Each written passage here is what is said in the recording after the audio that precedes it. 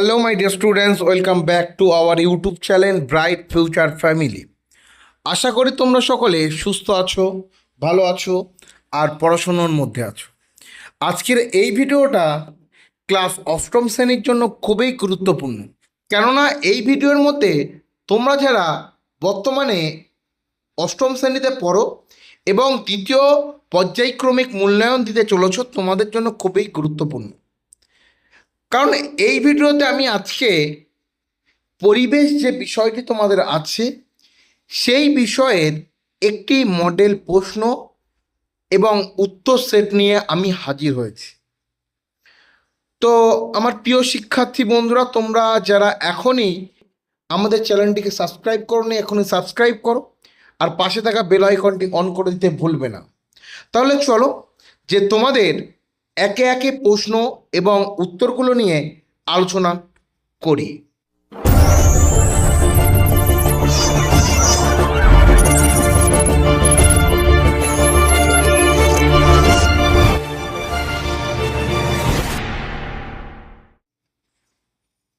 তো তোমাদের একেবারে একের দাগের যে প্রশ্ন থাকবে, কয়টি প্রশ্ন থাকবে? একের দাগের মোট 7টি প্রশ্ন থাকবে। কয়টি করতে হবে? 7টি তোমাদের করতে হবে।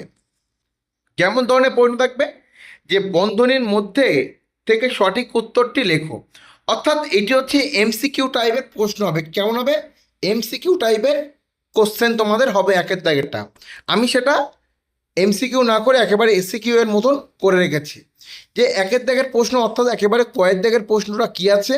সূর্য থেকে পৃথিবীতে তাপ আসতে কোন পদ্ধতিতে? তাহলে সূর্য থেকে পৃথিবীতে তাপ আসে কোন পদ্ধতিতে? বিকিরণ পদ্ধতিতে। উত্তর হবে বিকিরণ পদ্ধতি। নাম্বার খ, হিম মিশ্র হলো বরফ ও নুনের মিশ্রণ। কি? বরফ ও নুনের মিশ্রণ। গয়ের প্রশ্ন কি আছে? খাবার সোডার সংকেত NaHCO3। NaHCO3। ঘয়ের দাগের প্রশ্নটা কি আছে? তড়িৎ বিশ্লেষ্য পদার্থ নয় চিনি। চিনি কি হবে?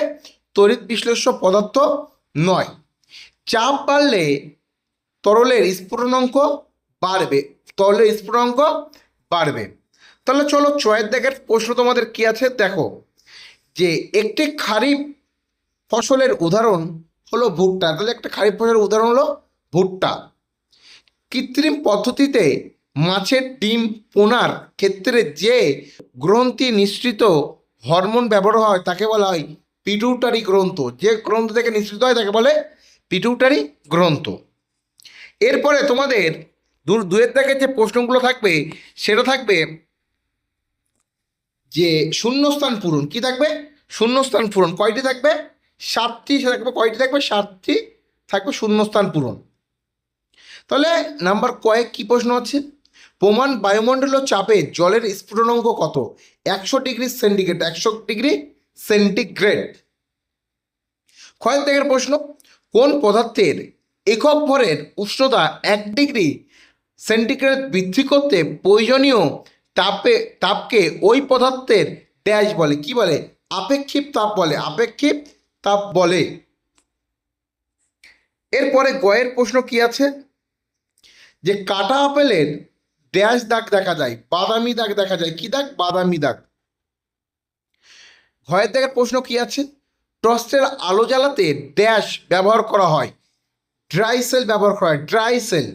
ওয়ার দাগের প্রশ্ন কি আছে? ঝড়ে মেঘের ওপরে ওঠা ও নিচে নামার সময় জলকণাগুলো ড্যাশ হয়? তড়িৎ আধানযুক্ত হয়। তড়িৎ আধানযুক্ত হয়। এরপর তোমাদের 3 দাগের প্রশ্ন কয়টা করতে হবে? 3 দাগের প্রশ্ন তোমার থাকবে 7টি প্রশ্ন থাকবে। কয়টি করতে হবে? 7টিই করতে হবে। তাহলে কয়টি প্রশ্ন থাকবে? 7টি প্রশ্ন থাকবে। 7টি তোমাদের করতে হবে। এটা হচ্ছে 2-1 কথায় উত্তর দাও এমন ধর্মীয় প্রশ্ন তোমাদের থাকবে। যে কয়েক দাগের প্রশ্ন কি আছে? শীতকালে ভোরবেলায় ঘাসের ডগায় শিশির দেখা যায় কেন? উত্তর, জলীয় বাষ্প ঘনীভবনের জন্য। জলীয় বাষ্প ঘনীভবনের জন্য। কয়েক দাগের প্রশ্ন কি আছে? থার্মোফ্লাক্স কে আবিষ্কার করেন? থার্মোফ্লাক্স আবিষ্কার করেন জেমস ডিওয়ার। জেমস ডিওয়ার। কয়েক দাগের প্রশ্ন কি আছে? যে সকল পদার্থ রাসায়নিক বিক্রিয়ার বেগ বাড়ায় তাদের কি বলে? তাদের বলে অনুঘটক। তাদেরকে কি বলে? তাদেরকে বলে অনুঘটক। ঘয়ের দাগের প্রশ্ন কি আছে? মরিচার সংকেত লেখো। F2O3 XH2O, খুবই গুরুত্বপূর্ণ এই প্রশ্নটা তোমাদের জন্য আসতে পারে পরীক্ষায়। ওয়ান দাগের প্রশ্ন কি আছে? গলিত NaCl এ তড়িৎ বিশ্লেষণের অ্যানোডে উৎপন্ন গ্যাস Cl2, ক্লোরিন। ক্লোরিন। ছয় দাগের প্রশ্ন কি আছে? মেঘের কোন অংশে ধনাত্মক তড়িৎগ্রস্ত হয়? তাহলে কোন? ওপরের অংশে। কোন অংশে? ওপরের অংশে। ছয় দাগের প্রশ্ন, একটি তীব্র তড়িৎ বিশ্লেষণের নাম লেখো। HCl, hydrochloric acid. Hydrochloric acid. এরপর তোমাদের চারের দাগের প্রশ্ন থাকবে। কি থাকবে? দুই একটি বাক্যে নিচের প্রশ্নগুলোর উত্তর দাও। এটার মান থাকবে 2 নম্বর করে। কয় নম্বর করে? 2 নম্বর করে তোমার থাকবে। 2 নম্বর করে তোমার থাকবে। কয়টি লিখতে হবে? তোমাদের লিখতে হবে 4টি লিখতে হবে। কয়টি লিখতে হবে? 2 নম্বর করে থাকবে, 4টি লিখতে হবে 8 নম্বরের। তাহলে প্রথম প্রশ্ন কি আছে? বর্জ্য নিরোধক কি? বর্জ্যপাতের হাত থেকে মানুষ ও বাড়িঘর রক্ষা করার জন্য ভবন অর্থাৎ বাড়ির উপর স্থাপিত ধাতব দণ্ডকে বলা হয় বজ্র নিরোধক। বজ্র নিরোধক। তাহলে এইটা তোমরা খুবই ভালো করে মুখস্থ করবে। এরপরে তোমাদের কি আছে? এরপরে 2 দাগের প্রশ্ন কি আছে?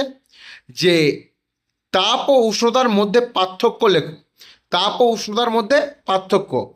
এখানে তোমরা দেখতেই পাচ্ছ প্রতিটা প্রশ্নের মান, ওই জন্য 2টি পার্থক্য লিখলে তোমরা 2 নম্বর পেয়ে যাবে।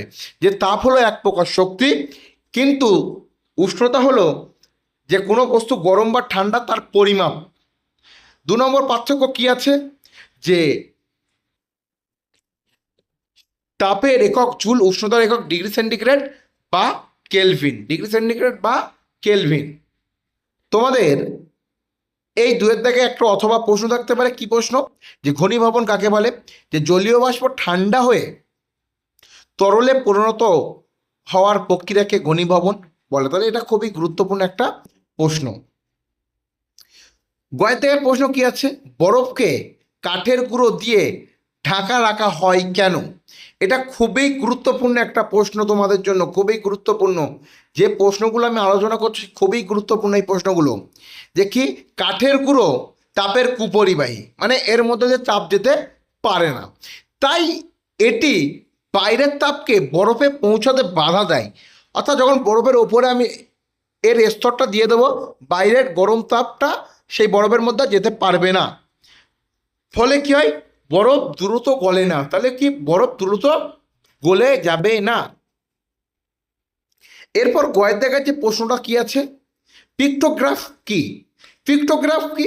যে বিভিন্ন প্রতীক বা ছবির সাহায্যে তথ্য প্রকাশ করাকে পিক্টোগ্রাফ বলে। পিক্টোগ্রাফ বলে। তাহলে বিভিন্ন প্রতীক বা ছবির সাহায্যে তথ্য প্রকাশ করার পদ্ধতিকে বলা হয় পিক্টোগ্রাফ।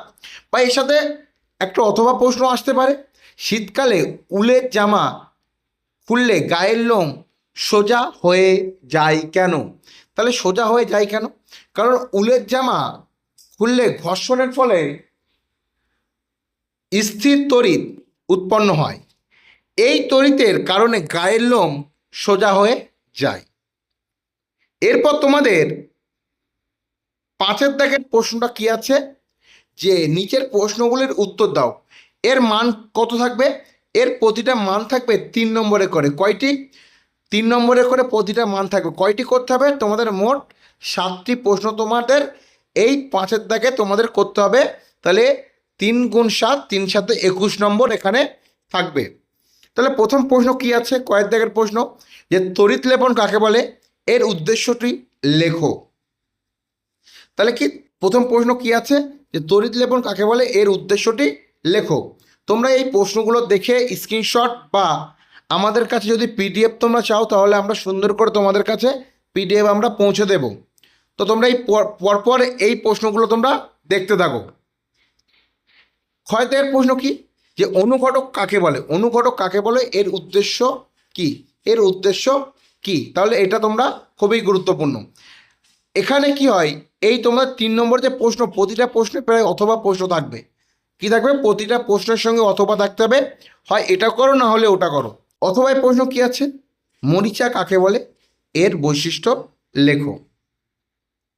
গয়ের দাগের প্রশ্ন তোমাদের কি আছে, যে জারণের সংজ্ঞা দাও, একটি বিজারক দ্রব্যের নাম লেখো। তাহলে কি, জারণের সংজ্ঞা দাও, একটি বিজারক দ্রব্যের নাম লেখো বা উদাহরণ তোমরা দাও, যেটা বলবে সেটাই হবে।